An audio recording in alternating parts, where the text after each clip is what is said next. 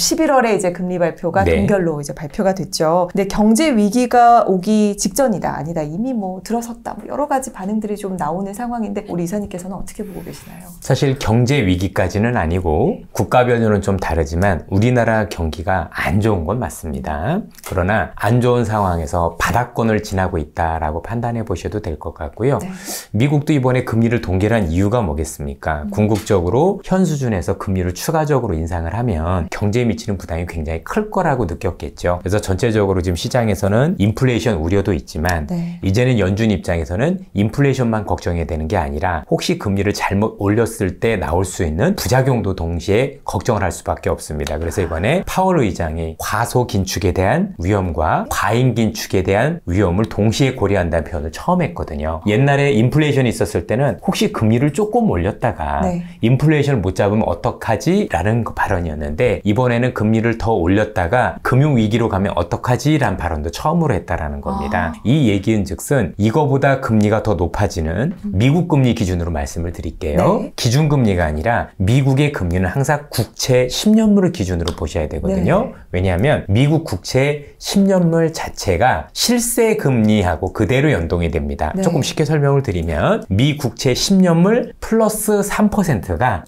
주택담보대출금리입니다. 주담대 대출. 예. 또 학자금 대출이나 일반적인 대출이 대부분 미국 국채 10년물을 기준으로 플러스 3% 가량이 다 된다라고 보시면 됩니다. 그래서 그래요. 우리가 미국의 금리를 볼 때는 항상 국채 10년물 기준으로 보시면 될 것 같고 요거를 연준이 볼 땐 가장 위험한 수준을 이번에 5%라고 확정지었습니다. 물론 그분들이 직접 그렇게 얘기하진 않았지만 이번에 미 국채 금리가 15%까지 올라간 적이 있었었고 네. 그때 정말 시장도 와르르 무너졌었고 정말 무슨 일이 터질 것 같은 일이 있었거든요. 네. 그런 상황에서 이번 연준에서는 파월 의장이 우리가 생각했던 것보다 훨씬 더 비둘기파적으로 얘기를 한 거 보면 전체적으로 5% 이상으로 금리를 올리지 않겠다라는 의지를 저희들한테 보여줬다라고 생각을 해요. 네. 그러니까 지금 많은 우리 월급쟁이 부자들 그 시청자분들께서 보셨던 것처럼 그 이상으로 가면 여러분들께서 우려했던 일이 생길 수도 있었을 것 같습니다. 그런데 그걸 연준도 알고 있기 때문에 그런 일이 생기지 않도록 조치를 했다라는 점에서 저는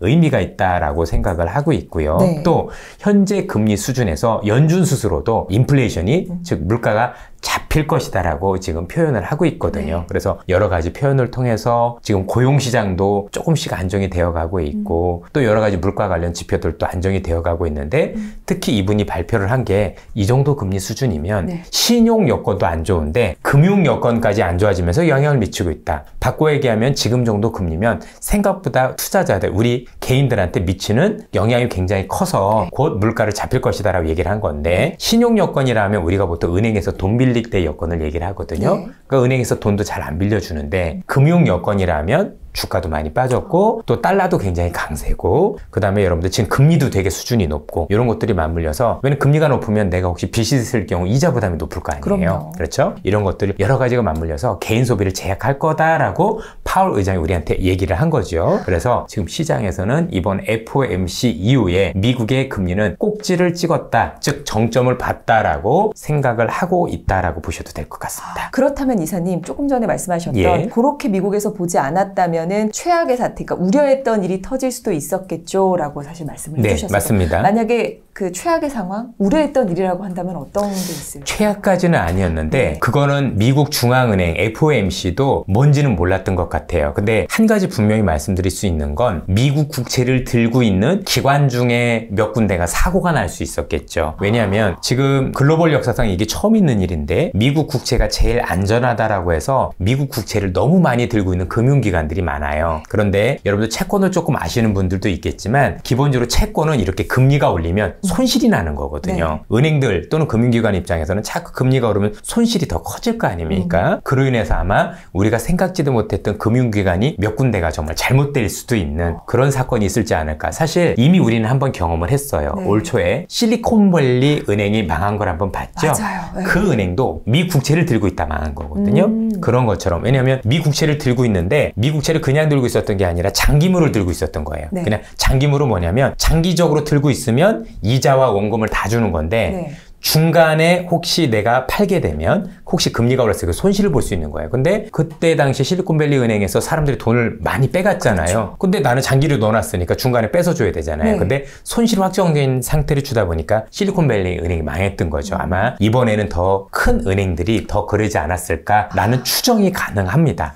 특히 제가 보기에는 미국 쪽보다는 미국이 아닌 쪽에서 보통 연금이라고 불리는 우리 국민연금 같은 그런 데서 사고가 났을 가능성이 높은 게, 저도 옛날에 기금이라는 걸 운영을 해봤어요. 네. 정부 기금이라는 걸 운영을 해볼 때 보면 기본적으로 이 기금들이 국채를 제일 많이 들고 있거든요. 그러다 보니 국채를 말고 들고 있는 쪽에서 사고가 난다면 전 세계에서 국가 자금을 운용하는 쪽에서 뭔가 일이 생길 수 있고, 또 국채를 많이 들고 있는 금융기관 쪽에서 뭔가 생길 수도 있었다. 저는 그렇게 보고 있습니다. 우려하는 어떻게 보면 상황 자체가 국채를 보유하고 있는 금융기관이나 뭐 기업이나 이런 곳들의 뭐 파산이 또 한번 일어날 수도 있는 그런 문제들이 또 있기 때문에 여러 가지 부분을 고려해서 지금의 상황, 금리 동결이 발표가 된 것 같다라는 말씀을 해주셨는데요. 금리를 동결했다고 해도 아직까지 한국과 미국 간의 또 금리 차이가 어마어마하지 않습니까? 그러면 지금 한 2% 정도 차이가 나고 있는 상황인데, 국채 금리 기준으로 보면 더 나니까. 네네. 그렇군요. 그럼 앞으로 이게 또 어떤 상황을 불러오게 될까요? 사실 미국과 한국과의 이 정도 금리 차이면 현 상황에서부터는 별로 크게 문제가 되지는 않습니다. 여기서 만약에 미국이 더 금리를 많이 올린다라면 문제가 됩니다. 그건 확실히 문제가 될 수 있는데, 여기서 그친다라면 그래도 숨통을 많이 틀 수 있다, 이렇게 보셔야 될 것 같고요. 네. 그래서 이 정도 금리 정도는 환율에도 반영이 됐고 금융시장에서도 전체적인 부분들이 반영이 됐기 때문에 미국이 더 추가적으로 금리만 올리지만 않는다라면 사실 큰 무리가 없을 거라고 생각을 하고, 그런데 혹시 미국이 우리 생각과는 다르게 금리를 추가적으로 올릴 수 있는 상황이 될 수도 있겠죠. 제가 볼 땐 그 가능성은 5%도 안 된다고 생각을 하는데, 만약에 그런 일이 벌어질 경우에는 우리도 어쩔 수 없이 한 번 금리를 더 따라 올려야 될 수도 있잖아요. 그렇게 되면 한국 부동산 시장에 대단한 악영향을 줄 수 있습니다. 최근에 부동산과 관련해서 부동산 PF라고 불리는 이런 것들이 되게 위험한데, 이것들은 금리에 되게 민감하거든요. 그래서 금리가 더 오르면 그만큼 그것들이 위험이 현실화될 수 있는 가능성이 커진다 정도로 말씀을 드리고 싶으나, 저는 현재는 그 가능성은, 즉 미국이 추가적으로 금리를 올릴 가능성은 매우 낮다라고 보고 있기 때문에 그나마 좀 우리가 한숨을 덜었다, 이렇게 판단을 하고 있습니다. 현재의 이 수준의 차이가 사실은 어느 정도 좀 방어할 수 있는 수준으로 유지가 되고 있다, 이렇게 볼 수가 있겠네요. 그러면 FOMC 발표를 기다리면서 우리가 뭐 주식을 넣고 뺀다거나 이러지는 않잖아요. 그래서 개인 투자자들이 이런 금리 발표에 대해서 좀 촉각을 곤두세워야 될 이유가 있을까요? 그럼요. 왜냐하면 금리 자체가 주식시장이나 아니면 자산시장에 미치는 영향이 크기 때문인데요. 첫 번째는 혹시 만약에 여기서 금리를 더 올리면 미국의 은행에 갖다 놓으면 이자를 많이 주는 거잖아요. 저 같아도 여러분들 그냥 아무것도 안 하는데 5% 6% 이자 준다라면 사실 주식 투자를 하는 것보다는 일단은 마음이 편하면서도 나쁘지 않거든요. 그 정도면. 왜냐면 모든 사람들이 다 위험을 안는 건 아닐 거니까 웬만큼 큰 위험을 안는 사람들 아니면 주식을 안 할 가능성이 높다라는 점에서 금리가 대단히 중요하다고 볼 수가 있을 것 같고요. 두 번째는 금리 자체가 무서운 게 뭐냐면, 사실 금리가 경제를 돌아가는 데 있어서 가장 중요한 원천이 되는데, 예컨대 한번 이렇게 설명을 드려볼게요. 최근에 미국도 그렇고 글로벌적으로 자동차가 잘 안 팔려요. 자동차가 잘 안 팔리는 이유는 금리 때문입니다. 무슨 얘기냐면, 대부분의 분들은 차를 살 때 할부로 사게 되죠. 그렇죠. 근데 그 할부 금리가 올라가게 돼요. 미국 기준으로 말씀드려 볼게요. 미국 기준으로 개인들이 할부 금융을 할 때 금리가 9.9%예요. 아까 그 미국의 10년물보다 조금 더 높죠. 그죠? 그리고 그 중에서도 그건 신용이 괜찮은 사람들이고, 신용이 조금 안 좋은 사람들은 14.6%까지 올라가요. 그럼 생각을 해보세요. 내가 자동차 값도 비쌀 텐데 거기다 14.6% 금리를 해가면서 차를 사기가 어렵죠. 그럼 단순히 금리가 오르는 게 아니라 소비를 많이 제약하게 되는 거예요. 그렇죠? 여러 가지 면에서. 또는 여러분들 집을 사는 사람 입장에 할 때는 또 너무 금리가 높으니까 집을 못 살 거니까 주택 거래도 되게 안 일어나면서 전체적으로 이제 주택 시장에도 부정적인 영향, 이렇게 될 수 있을 것 같고요. 또 기존에 빚이 있는 사람에서는 그만큼 이자를 많이 부담하게 되니 전체적으로 그 이자를 내는 만큼 소비가 줄어들 수 있겠죠. 그래서 이게 단순히 이자만으로 끝나는 게 아니라 이게 소비라든가 전체 금융시장에 미칠 만한 영향들을 속속들이 좀 파악을 해보셔야 됩니다. 그렇군요. 지금 소비가 줄어들 수 있다. 왜냐? 그렇죠. 부담스러우니까요. 금리가 영향을 주니까. 그러면 어떻게 보면 주식 투자를 하고 있는 사람들 같은 경우에도 이런 금리 상승이나 동결이나 이런 상황을 보면서, 내가 이 주식을 조금 장기적으로 조금 지켜볼 필요가 있다. 혹은 지금 들어가는 거 조금 아닌 것 같다. 이런 것도 한번 가늠해 볼 필요가 있을까요? 그렇습니다. 일단은 금리가 높으면 주식시장엔 대단히 불리합니다. 그러니까 항상 우리가 주식을 하면서 제일 중요한 건 뭐냐면 두 가지가 있겠죠. 내가 정말 좋은 기업을 고를 수 있느냐도 중요하지만, 되지만 어쨌든 내가 투자할 때 환경이 나한테 유리하냐. 그래도 웬만한 종목을 사도 더 올라갈 수 있는 환경이 되는지 아니면 내가 정말 좋은 기업을 사도 시장 환경이 안 좋으면 와르르 다 무너질 수도 있는 거잖아요. 그럴 때 금리가 제일 중요합니다. 그래서 금리가 적정 수준을 넘어서면 특히 주식시장에는 다 부정적입니다.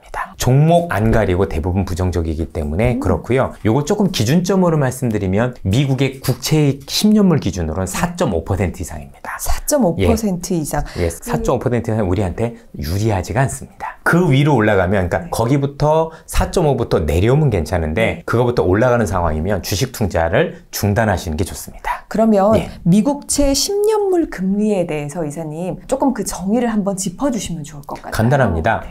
미국이라는 나라가 빚을 내는 거죠. 빚을 낼 때 채권이라는 걸 발행을 하는 거잖아요. 10년 만기란 얘기는 10년 뒤에 내가 그 돈과 원금을 줄게 라는 겁니다. 그러니까 미국이 10년 동안 그 돈을 빌리는 걸 얘기를 하는 거예요. 근데 요 10년이란 기준이 미국에서는 기준으로 보는 거죠. 이 국채금리와 관련해서 여러분들이 많이 알아두시면 좋은 게 2년물과 10년물이 있어요. 2년물을 보통 단기물이라고 얘기하고 물론 그거보다 더 짧은 1년물 또는 뭐 몇 개월물 이런 것도 있지만 보통 기준은 2년물, 10년물을 많이 보는데 2년물이라는 건 통화정책에 민감하게 움직입니다. 쉽게 얘기해서 미국이 금리를 더 올릴 거야 하면 제일 많이 오르는 게 2년물이고 미국이 금리를 내릴 거야 하면은 전체적으로 내리는 게 2년물입니다. 2년물. 예. 근데 10년물은 통화정책보다는 경기에 많이 반영을 합니다. 그래서 금리를 많이 올리니까 경기가 안 좋아질 것 같아 하면은 금리가 올라도 10년물은 빠질 수 있는 거죠.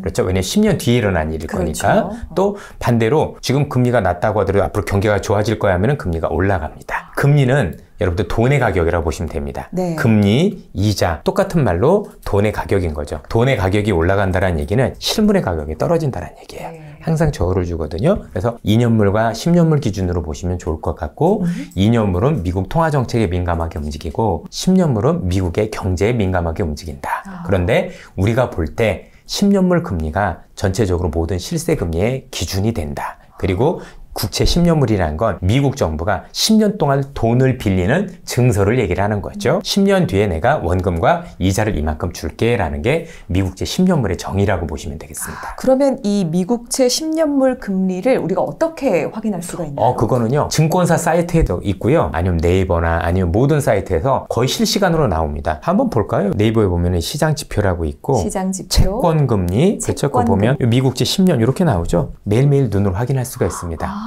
그렇죠? 그러네요. 이렇게 그리고 또 밑에 보면 이렇게 2년물도 확인할 수가 있죠. 2년물까지. 이렇게 해서 매일매일 실시간으로 확인할 수 있기 때문에 웬만한 금융 관련 사이트에서는 이런 정보들이 다 제공이 된다라고 보시면 될 것 같습니다. 그러면 어떻게 보면 우리 일반인들 같은 경우는 이런 기준금리가 발표가 됐을 때 물론 그 전에도 이제 트래킹을 해 놓으면 좋겠지만 기준금리 발표만 볼 게 아니라 실제로 미국채 10년물 금리를 한번 숫자를 보면서 그게 더 중요합니다.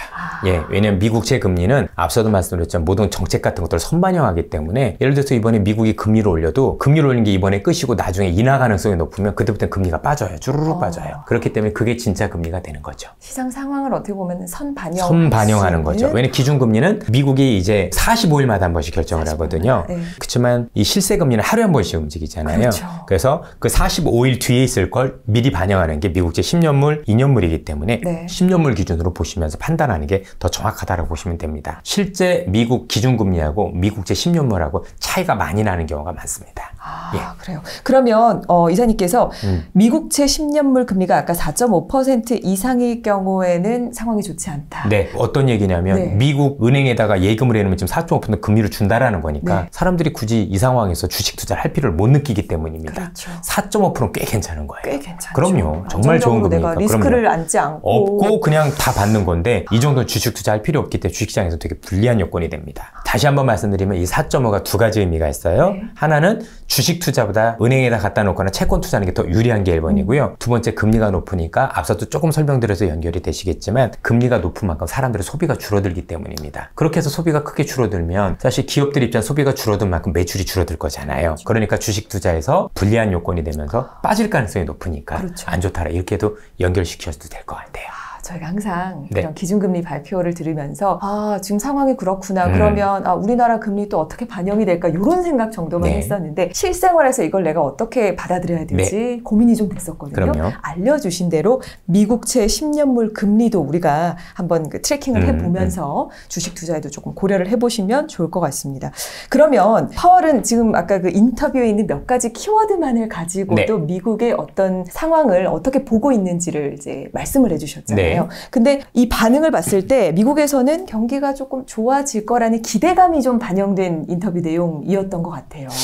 오히려 반대였던 게요. 파월 의장의 발언을 종합을 해보면 네. 파월 의장이 어떤 얘기를 했냐면 당신들이 볼 때는 이 정도 금리면 충분히 제약적이고 이 정도 금리에서 금융 여건까지 제약적이기 때문에 시간을 두고 경기에 부담을 줄 것 같다라고 일단 얘기를 했습니다. 네. 그리고 지난 10월 19일 뉴욕 클럽에서 했던 것도 그렇고 이번에도 그랬지만 전체적으로 놓고 보면 연준이 보는 본인이 스스로 얘기했습니다. 나와 내 동료들은 즉 연준 의장과 연준 위원들은 앞으로 경제가 현 수준보다는 둔화될 것 같다라고 얘기를 했습니다. 그래서 경제가 둔화되는 걸 두 가지로 얘기를 했는데 하나는 그게 소비일 거고 또 하나는 그게 고용입니다. 그런데 이 사람들이 볼 때 앞으로 고용이 너무 좋아지거나 소비가 너무 강하면 금리를 다시 올릴 수도 있다라고 얘기를 하면서도 근데 당신들이 보기엔 즉 미국 중앙은행이 보기에는 앞으로 성장이 지금보다는 조금 둔화될 것 같다. 아까 말씀드렸던 신용과 금융 여건이 좋지 않기 때문에 특히 내년부터는 이 이자 부담이 본격화될 것 같아서 경제가 현 수준보다 더 둔화될 가능성이 높다라고 얘기를 하고 있고요. 네. 고용과 관련해서도 그동안 고용 시장이 너무 뜨거웠는데 쉽게 얘기해서 사람이 너무 부족해서 문제였는데 최근에 이민자들도 많이 들어오고 있고 이민자들이 들어온다는 얘기는 사람이 되게 많아졌다는 얘기죠. 그래서 팬데믹 이전 수준까지 올라왔다고 얘기를 했어요. 공식적으로. 그 다음에 노동시장 참가율도 높아지고 있고 이 얘기는 뭐냐면 그동안 나 일 안 할래 했던 사람들이 이제 일 좀 해볼까 들어오는 거예요. 그러면 그냥 간단하게 고용시장에 일할래 하는 사람들 많아지죠. 직장이 많다고 하더라도. 네. 그러면 고용시장의 균형을 이루면 사실 물가가 올라가지 않아요. 사람이 부족하면 물가가 올라가는 거예요. 왜냐하면 이런 거죠. 제가 만약에 있는데 사람이 부족해서 제가 신한인데 KBS에서도 오고 하나에서도 오라고 막 날리면 저는 몸값이 올라갈 수 있죠. 야 KBS 오라는데 뭐 신한에서 1억 주는데 여긴 2억 준대. 가죠. 그죠? 네. 그런데 그게 아니라 갈 데가 없다. 제가 신한은행 갈 데가 없다. 그럼 주는 거 받아야 되잖아요. 그렇죠. 그럼 임금이 안 올라가잖아요. 그러니까 물가가 안정될 수 있는 거예요. 그러니까 파월 의장이 그 얘기를 해준 거예요. 우리한테. 지금은 들어온 사람들이 많아서 이제는 일자리도 그렇지만 사람들이 이제 일하려는 사람들이 많아서 이제는 니들 옮기기 힘들걸? 그러니까 어떻게 된다? 임금 올리기 어렵잖아. 그러니까 물가는 안정될 거야. 이렇게 얘기했다고 보시면 됩니다.